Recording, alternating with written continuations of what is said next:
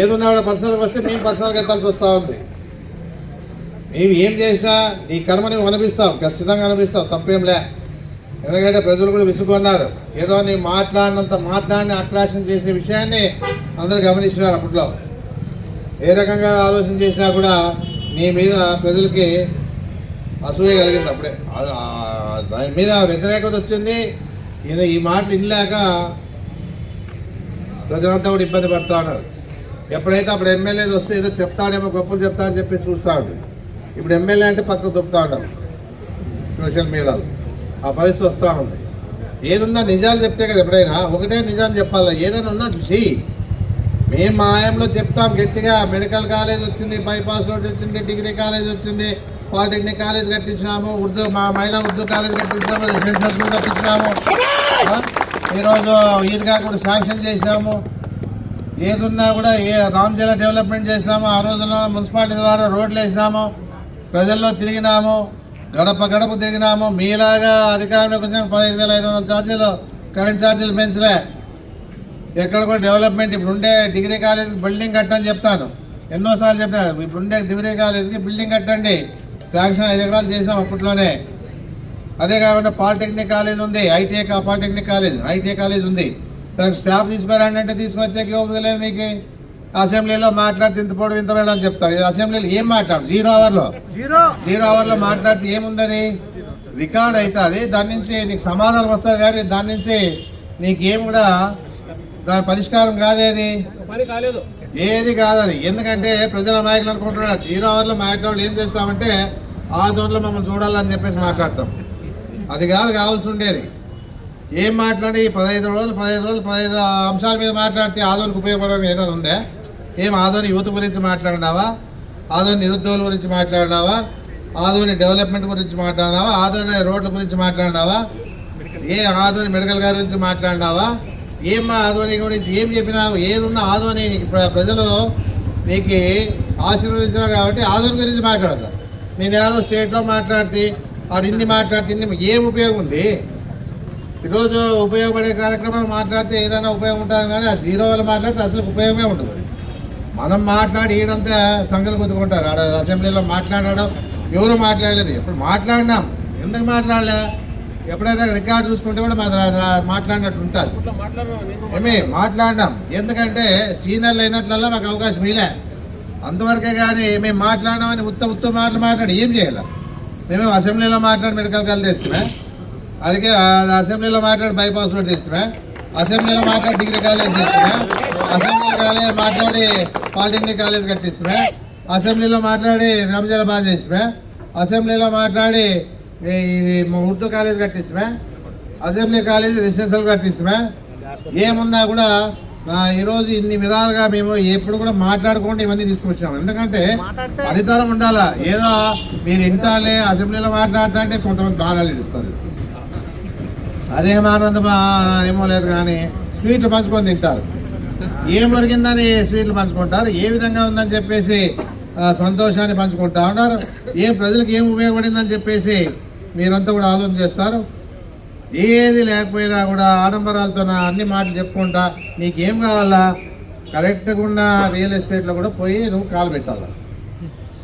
పేపర్కి వచ్చింది, ఇంకొకటి ఉంది త్వరలోనే బయటపడి, అదే 162 ఎవరి ద్వారా?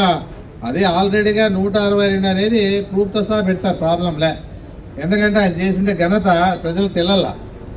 ఏ విధంగా కూడా ఆయన చేసిండే పనులు, ఎందుకంటే తెలియదులే అని చెప్పేసి పిల్లి కళ్ళు ముచ్చుకొని పాలు తాగుతుంటా నాకేమో తెలిసి చూడలేని అట్లా ఆయన ఎవరు నాకు తెలియదులే అనుకుంటాడు.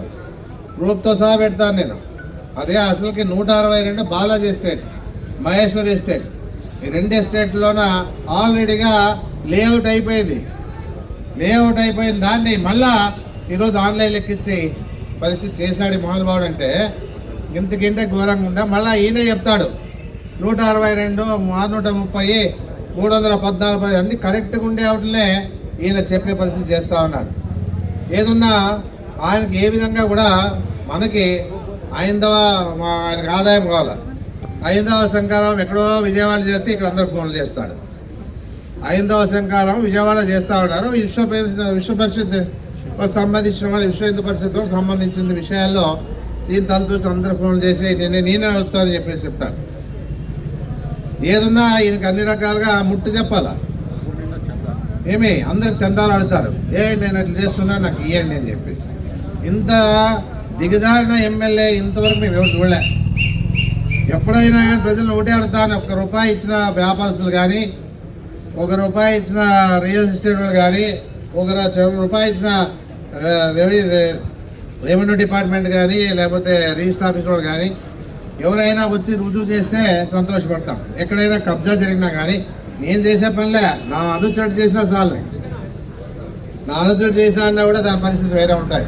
ఎందుకంటే నా భయమే దండిగా ఉంది. మా వాళ్ళందరూ కూడా ఎక్కడ చేస్తారు, కబ్జాలు చేసే పరిస్థితి ఉందా? ఇంత మీడియా పెట్టుకొని ఇన్ని పార్టీలు పెట్టుకొని కబ్జా చేస్తే ఊరుక ఉంటారా? వాళ్ళతో ఏముండవా? అన్ని రకాలుగా ఏదో రకంగా దోచుకునే పరిస్థితిలో నువ్వు ఏదో చెప్పేసి నువ్వు మాట్లాడుతూ ఉన్నావు కాబట్టి ఎవరో నేను చెప్పిందే వేదం లేని చెప్పేసి అనుకోవడం జరుగుతూ ఉంది. ఈసారి కబ్జాల గురించి మాట్లాడితే కబర్దారని చెప్పేసి మనం చెప్తాం జరుగుతాం. నువ్వు దమ్ముంది కదా, నీ గవర్నమెంట్ ఉంది కదా, ఎక్కడైనా కబ్జాలు జరిగినాయని చెప్తే నేను రాజకీయాలకే దూరంగా ఉంటాను. ఏం శాతకాంతనంత ఊరికి 24 గంటల కబ్జా, దౌర్జన్యము, స్వేచ్ఛగా బతుకుతుంటారంటే ఇప్పుడు స్వేచ్ఛగా ఎక్కడ బతుకుతాడు? స్వేచ్ఛ అనేది ఇప్పుడు లేకుండా పోతా అని చెప్పేసి అనిపిస్తా ఉంది నాకంతా కూడా. అంతా దౌర్జన్యాలు అంట, కేసులు అంట, ఇష్టానుసారంగా ఆ రోజుల్లో మనం దౌర్జన్యం చేసామని చెప్పే పరిస్థితి చెప్తా ఉన్నాడే మీడియాలో. నీకు సిగ్గుసేర ముందే అని అడుగుతా ఉన్నాను నేను. ఏదన్నా కూడా నువ్వు చేసే పనులు కప్పిపుచ్చుకోవడానికి దొంగ అన్నట్టు ఉంది. దొంగ నడుస్తాడు దొంగే, అట్లుంది నీ కథ. ఏదున్నా కూడా సోషల్ మీడియా పెడితే కొంతమంది ఆ పార్టీ నాయకులు ఏదోదే మాట్లాడారు, ఇష్టానుసారం మాట్లాడతారు. ఇప్పుడు అధికారం ఉందని మాట్లాడతారు, పర్వాలే, మేము కూడా ఓపిక పడతాం. రాజకీయంగా ఉన్నాం కాబట్టి ఏ విధంగా కూడా ఓపిక పట్టాలో పడతాం. ఏదన్నా కానీ మాట్లాడినప్పుడు కొంత చూసి మాట్లాడి నేర్చుకోవాలి ఎవరైనా కానీ. నీవు తప్పు, నీ నాయకుడు తప్పు చేసి కూడా తప్పనే ధైర్యం కార్యకర్తకు ఉన్నప్పుడే ఏదైనా కానీ మంచి చేస్తారు. కానీ ఆ దమ్ము ధైర్యం లేకుండా మీరు కూడా ఆయనతో కలిసిపోయారంటే ఆదో ఏం కావాలని చెప్పేసి అడుగుతా ఉన్నాను. నేను ఇక్కడే పుట్టినా, ఇక్కడే పెరిగినా, ఇక్కడే ఉన్నా, నాకే ఆదోనంటే నాది అనేది ఒకటి ఉంటుంది. నీకెందుకు ఉంటుంది? ఎక్కడి నుంచి వచ్చినానికి నీకేదన్నా ఈ ఊరు కాకపోతే వలసలు పోయినట్లు అనమాట. ఇప్పుడు ఊరు కొలసలు వచ్చినా రేపు ఇంకో కొలసిపోతాం. అంతేగాని నాది అనేది నీకు ఉండదు. చెప్పుకునేదానికి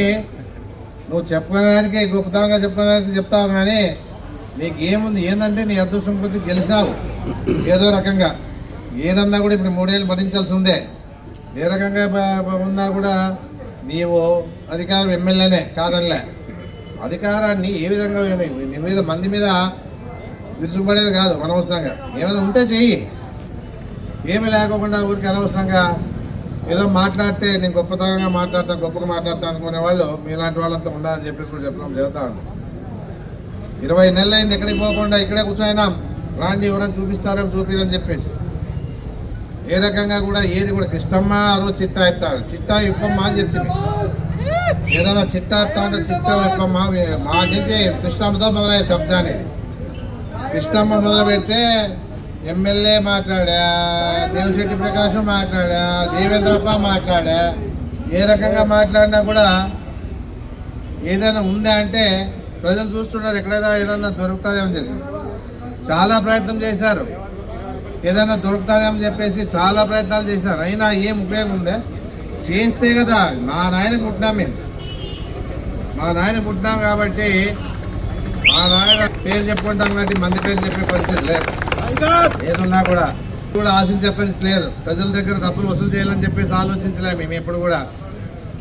ఏ ఒక్కరితో కూడా మేము చేయి చేపలే లేదని చెప్పేసి ఉన్న దాంట్లో 10 మందికి సహాయం చేసుకుంటా పోతా ఉండే పరిస్థితి మాతో ఉందని చెప్పేసి నేను చెప్పడం జరుగుతూ ఉంది.